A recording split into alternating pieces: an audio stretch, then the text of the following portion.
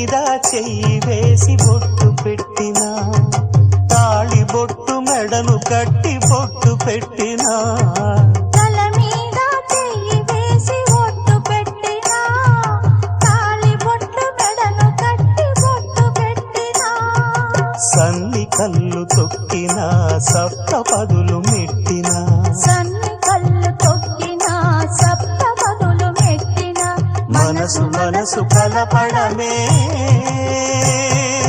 మంత్రం పరమార్థం.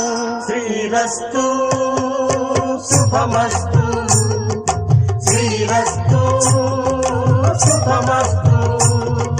శ్రీకారం చుట్టుకుంది పెళ్లి పుస్తకం, ఇక ఆకారం